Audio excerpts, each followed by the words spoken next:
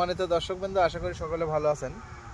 আসলাম টমেটোর জমিতে, এই প্রথম আসলাম এই জমিটাতে। এটা হচ্ছে মূল গাছ।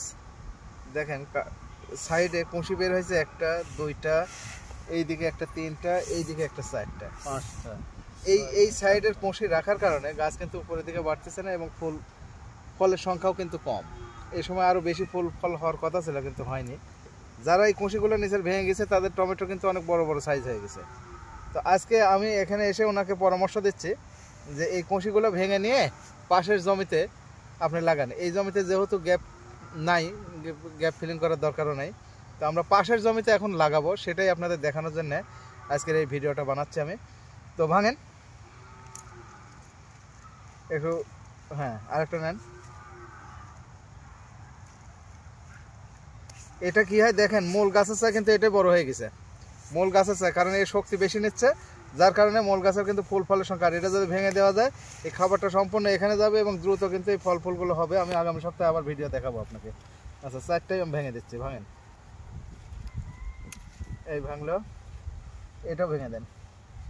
ফুলের নিচে যেগুলো সব ভেঙে দেন। হ্যাঁ, এটাও ভেঙে দিলাম, থাক ওটা থাক। আচ্ছা, তাহলে এই কটা চলেন এখন লাগাই দিই, দেখি। এই দেখেন, শিকড় নাই, কিছু নাই।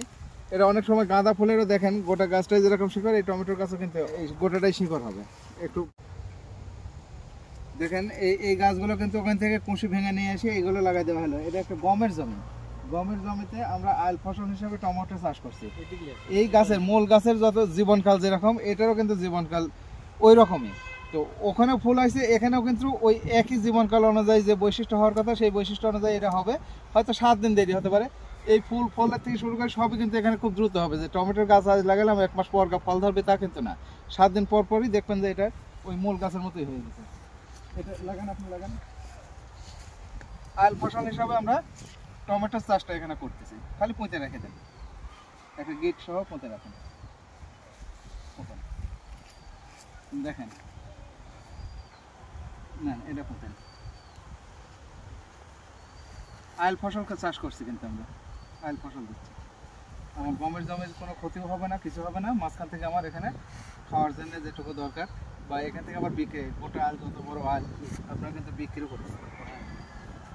এইভাবে যাদের সুযোগ রয়েছে, জমির আইল দিয়ে হোক আর যেখানে সুযোগ আছে, বাড়ির পাশে যদি এরকম যার মূল টমেটোর গাছে অনেকগুলো কুশি হয়ে গেছে, সেগুলো ভেঙে নিয়ে এসে যদি রোপণ করেন, তাহলে কিন্তু বাড়তি একটা ফসল পাবেন, পাশাপাশি পুষ্টিতে সমৃদ্ধ হবেন এবং আপনার মূল ফসলের কোনো ক্ষতি হবে না। প্রিয় দর্শক, আমি উজ্জ্বল পাল, উপসহকারী কৃষি অফিসার, লালপুর, নাটোর। ভিডিওটা কেমন লাগলো এ সম্বন্ধে যদি কিছু আপনাদের মতামত থাকে তো বলুন কমেন্ট বক্সে। আর চোখ রাখুন কৃষিকথা 24-এ। ধন্যবাদ সকলকে, ভালো থাকবেন সকলে।